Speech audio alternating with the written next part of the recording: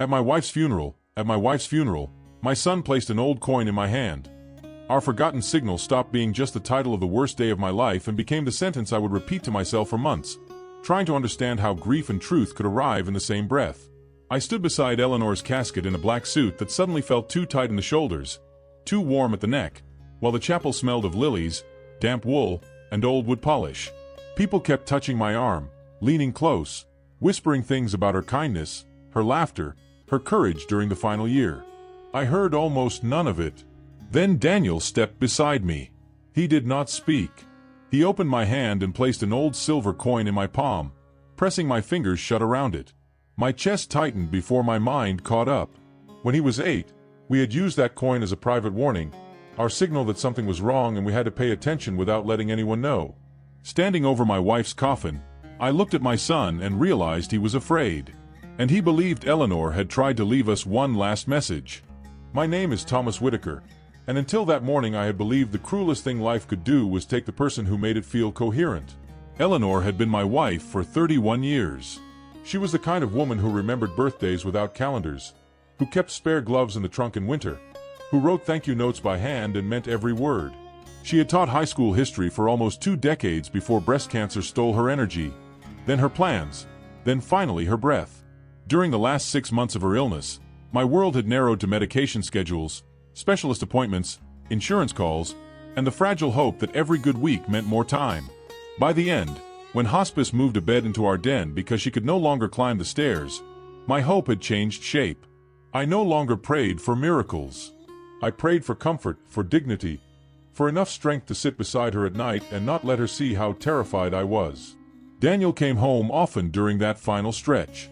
He lived 2 states away and worked in software security, a profession I only half understood, but he called his mother every day and somehow always knew when she was having a harder week before I told him. My daughter, Claire, lived closer. She brought casseroles we never finished, organized the stream of visitors, and kept the practical side of tragedy from crushing me before tragedy had even finished unfolding. We were a close family in the way families become close after surviving disappointments together. 2 layoffs, 1 miscarriage. Eleanor and I never forgot. Daniel's difficult adolescence, Claire's divorce at 32. Nothing glamorous, nothing dramatic enough for television, just a long accumulation of wounds that had taught us how to stand near one another when life became unbearable. At the visitation the night before the funeral, I noticed Daniel watching people more than grieving with them. At the time, I thought he was exhausted. He shook hands, accepted condolences, hugged Claire, kissed my forehead, but his eyes kept drifting toward the back of the room, toward Eleanor's younger sister Margaret and Margaret's husband, Glenn. I almost asked what was wrong, but someone from church approached me, then one of Eleanor's former students, then our neighbor from across the street, and the moment vanished. Margaret had always been complicated. Eleanor loved her because she was family and because loyalty came to Eleanor as naturally as breathing, but there had been years when they barely spoke. Margaret borrowed money and repaid it late or not at all. She had a talent for arriving in crisis and leaving with help. Glenn was smooth where Margaret was frantic. He sold medical equipment, told polished stories, wore expensive watches that seemed slightly too expensive for what he claimed to earn, and had an easy habit of making every room feel like his. Eleanor was polite to him but never warm. More than once she told me, in the quiet, honest voice she used when she wanted to be fair, that Glenn made her uneasy because he smiled before he listened. I did not think much of that at the time. Families collect little judgments like lint. They rarely mean much until the day they do. The morning of the funeral, the chapel filled early because Eleanor had spent her whole life serving others. Teachers came. Former students came. Women from her book club came wearing dark coats and red eyes. Men from our neighborhood came carrying casseroles and awkward compassion. I stood at the front receiving them like an actor who had forgotten his lines but stayed on stage because the scene kept moving. Claire stayed close, taking over when I faltered. Daniel drifted. I see that clearly now. He drifted the way a person does when he is not absent but investigating, tracing currents invisible to everyone else. When he placed the coin in my hand, memory came back with humiliating force. The coin was a 1943 steel penny I had found in a change jar when Daniel was small. He had become obsessed with treasure maps, coded messages, secret agents, all the things boys love when they still believe adults know how to keep danger away. We created a game.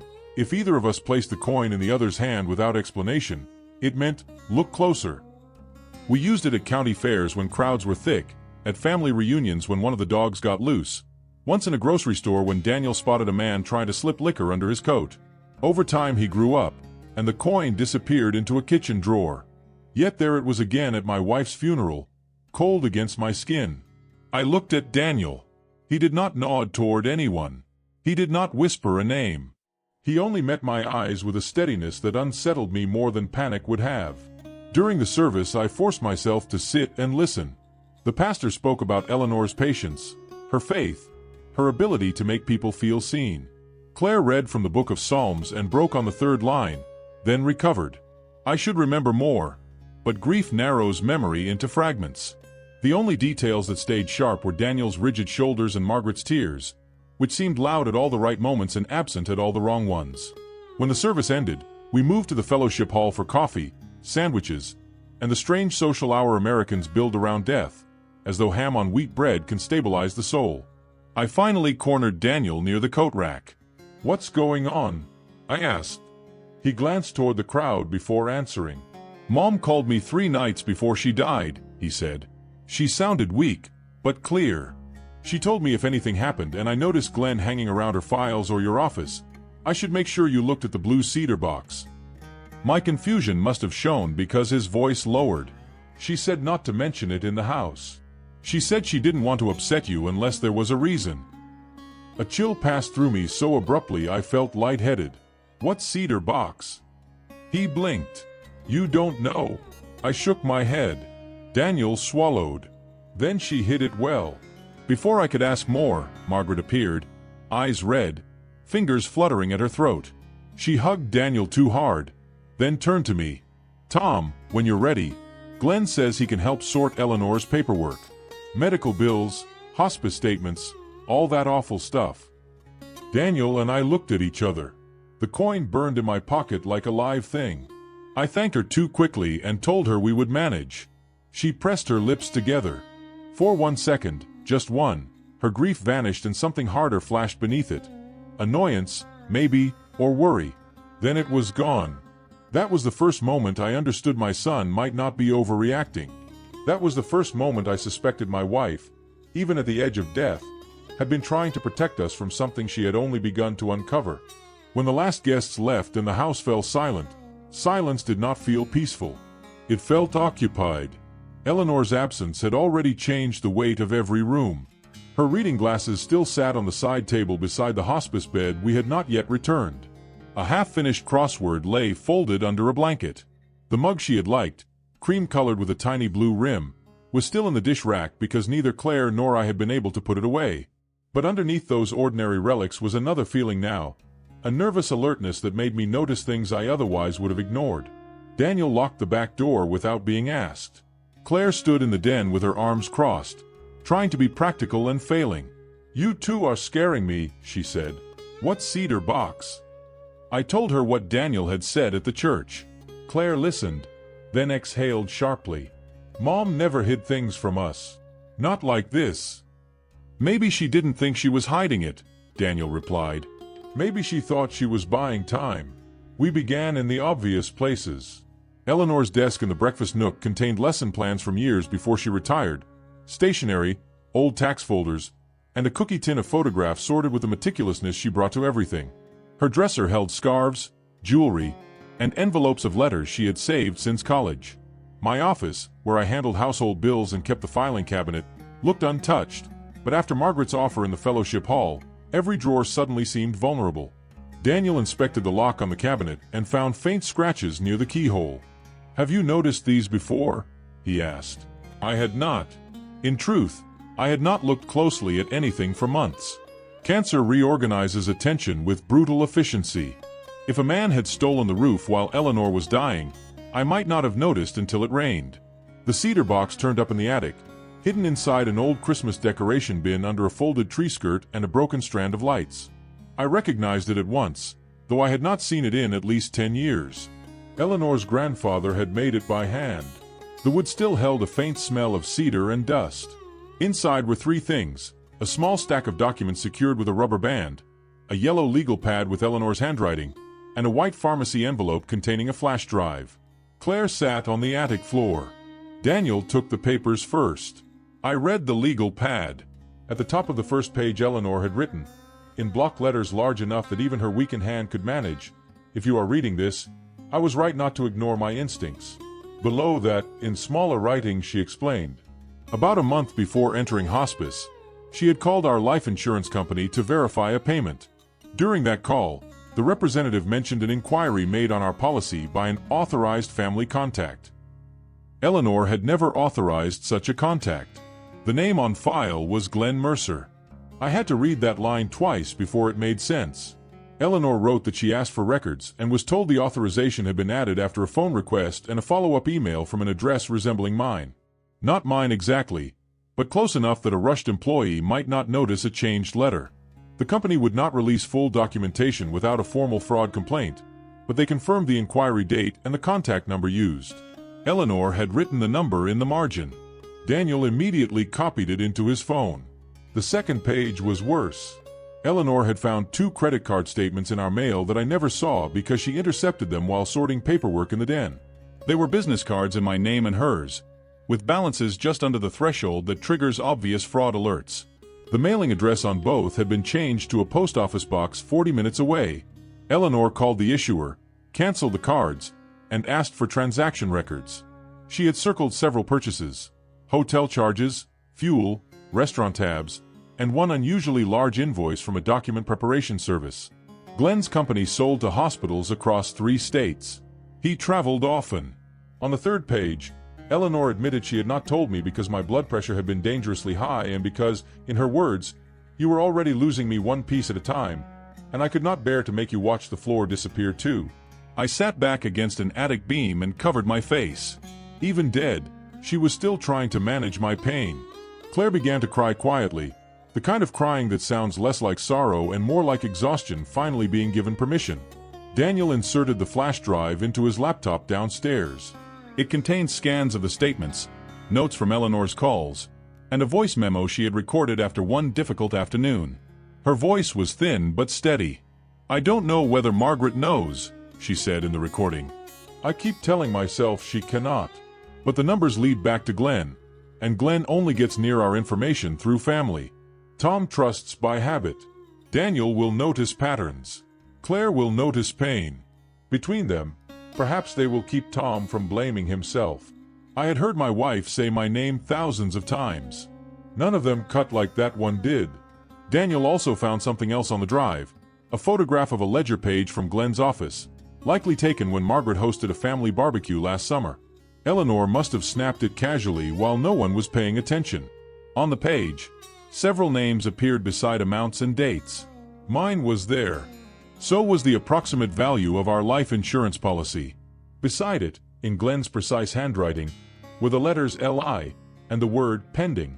Claire stared at the screen as if it might rearrange itself into a less awful explanation.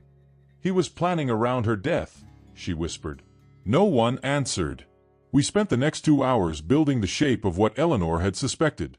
Glenn had likely used bits of personal information gathered during family visits, Social Security fragments from paperwork left out during insurance fights, copies of IDs needed for hospital authorization, perhaps even signatures from old holiday cards, to impersonate us or create lines of credit.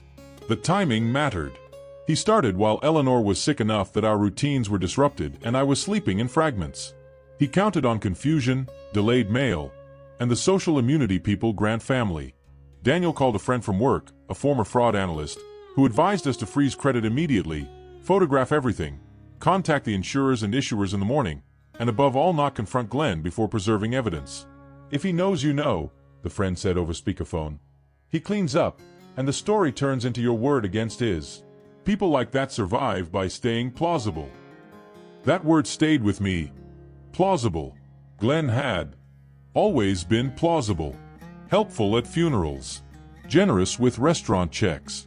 Quick with practical advice. The American version of trust often has less to do with character than confidence. If a man looks you in the eye and acts unbothered, most people decide he belongs. Around 9 that night, Margaret called. Claire answered and put her on speaker before I could object. Margaret asked whether we needed food, whether we were resting, whether Glenn could come by the next morning to help sort difficult financial things. Daniel mouthed no.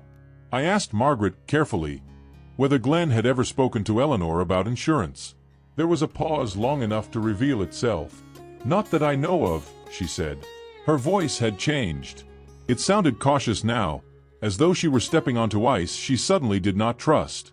After we hung up, Daniel said, she knows something. Maybe not everything, but something. Sleep was impossible. Around midnight I walked into the den and sat beside the hospice bed. Rain tapped the windows. The street outside glistened under the amber wash of the street lamp. I picked up Eleanor's legal pad again and found one final line on the last page, almost too faint to see. Do not let grief make you passive. Some people wait for sorrow because sorrow makes witnesses slow. That sentence transformed my morning. Until then, I had been moving through grief as a man stunned by impact. After reading it, I felt something else enter the room alongside loss. Duty. Eleanor had seen danger while dying and had still found a way to map it for us. Whatever Glenn had done, whatever Margaret had tolerated or refused to see, I owed my wife more than tears. I owed her attention. In the morning, Daniel and I drove to the bank before it opened. Claire stayed home to inventory mail and call the insurance company. The banker listened, checked our accounts, and found 2 attempted wire transfers flagged but not completed because the signatures did not match historic records. The requests had been submitted in person at a branch an hour south 6 weeks earlier. Security footage, we were told, would require a police report. I felt my anger settle into something colder and more useful. This was no misunderstanding. This was a strategy, and it had unfolded while my wife was choosing hymns for her own funeral and pretending, for my sake, that fear had not entered the house. The police detective assigned to our case was a woman in her late 40s named Lena Ortiz, and within 5 minutes of meeting her I understood why Daniel relaxed for the first time since the funeral. She did not perform sympathy. She took notes, asked narrow questions, and treated Eleanor's legal pad as what it was, the beginning of a witness statement made by someone who knew she might not live long enough to testify in person. By noon she had contacted the bank, the credit card issuers, and the insurance fraud department. By late afternoon she called to say Glenn Mercer had prior civil complaints involving forged signatures and misrepresented accounts, none of which led to criminal charges because the plaintiff settled or withdrew. That doesn't prove this case, she said, but it tells me your wife was looking in the right direction. Margaret arrived at our house before sunset without calling first. I opened the door and saw immediately that she had been crying for hours, not the theatrical crying from the funeral, but the swollen, embarrassed kind that leaves people older than they were in the morning. She stepped inside, spotted the detective's card on the entry table, and closed her eyes. You told the police. It was not a question. Claire crossed her arms. Daniel stayed in the kitchen doorway. I said, Eleanor left records. Margaret sank onto the hall bench as if her bones had loosened. For a long moment no one spoke.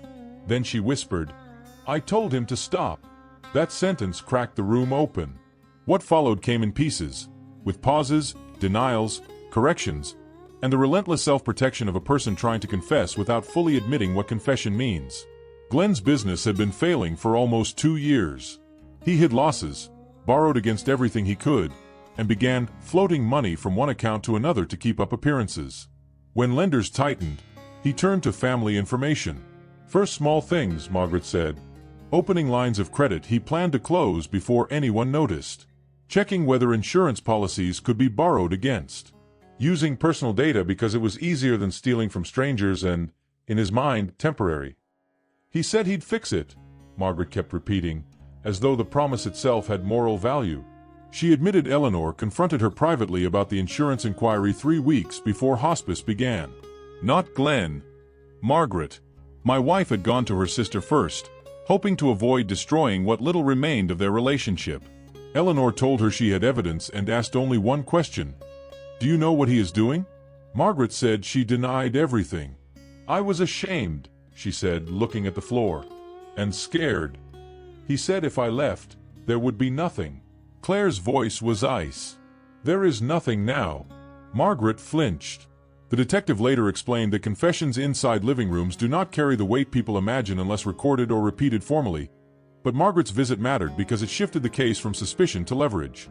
Daniel, who had anticipated more than I had already placed his phone on the console table with the voice memo app running before I answered the door. When I learned that, I felt a brief, absurd flicker of parental disapproval buried under gratitude. My son had grown into a man who knew that truth, when threatened, needs help surviving. The next morning, Lena Ortiz arranged an interview with Margaret at the station.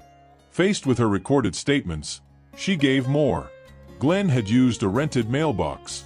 He kept copied documents in a locked file case in his home office. He had discussed our life insurance as future liquidity, and once, after too much bourbon, said illness in the family created timing windows. Hearing that phrase almost made me physically ill. There are sentences so indecent they erase whatever social costume a person has worn for years. Glenn was arrested 2 days later after officers executed a warrant at his house and recovered forged forms, account notes, copies of our identification, and records tied to at least 3 other victims, one of them Margaret's elderly cousin in Arizona. He called me from county jail that evening. I almost did not answer, but Lena had advised me to let him talk if he called and record the conversation. His voice was calm at first, offended even, as though this were all a professional misunderstanding that gentlemen could correct. He said he had only intended to borrow money, that no transfer had gone through, that Eleanor had been sick and confused, that Margaret was emotionally unstable, that Daniel worked in computers and saw conspiracies everywhere.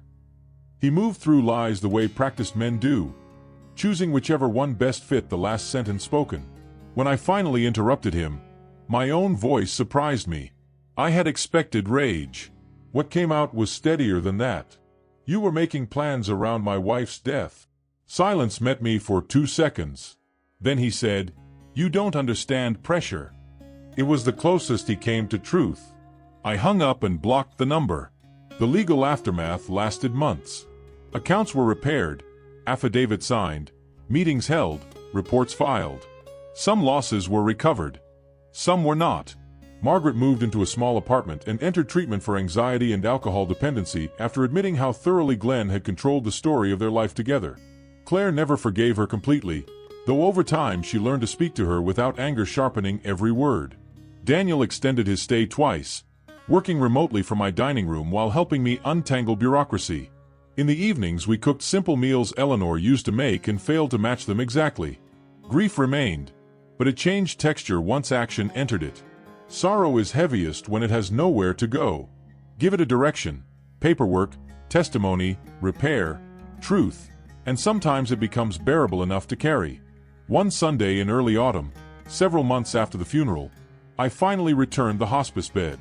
The den looked larger afterward and far less merciful.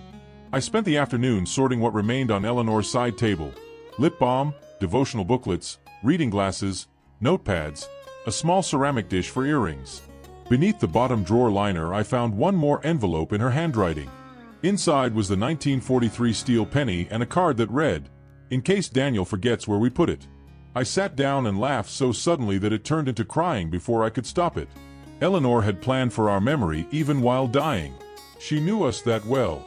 That evening I invited Claire and Daniel over. We ate takeout on the back porch under a sky beginning to cool toward winter. At some point Daniel asked what I wanted to do with the coin. I rolled it across my knuckles, feeling its worn edges, and looked at my children. Claire's hair had more gray in it than last year. Daniel had new lines beside his eyes. All of us had been altered by loss, but we were still there, still facing one another, still capable of choosing what our family would carry forward. "We keep the signal," I said. "Not because of Glenn. Because of your mother." Claire nodded first. Daniel smiled in the tired, genuine way I had not seen since before hospice. We agreed the coin would stay in a small dish by my front door, available to any of us if words ever felt too slow or unsafe. A childish code had become something else. A promise that attention is a form of love, that warning someone can be an act of tenderness, that families survive not because they are pure but because, at their best, they learn how to tell one another the truth. I still miss Eleanor every day. I miss the sound of her humming while she folded laundry, the way she corrected crossword clues out loud, the exact pressure of her hand on my back when she passed behind my chair. There are mornings when the house feels so empty I have to leave it just to breathe differently. But I no longer think the funeral was only an ending. It was also the moment my son reminded me of who we had once been together, and who we might still be if we stayed awake. On the day we buried my wife, Daniel placed an old coin in my hand, and because he did, Eleanor's last act was not swallowed by flowers, condolences, and polished wood. Her final gift reached us. She warned us in time. She trusted us to finish what she could not. And in honoring that trust, we discovered that love sometimes leaves behind more than memories. Sometimes it leaves instructions. Sometimes it leaves courage. Sometimes, if you are very lucky and very broken and still paying attention, it leaves exactly the signal you need.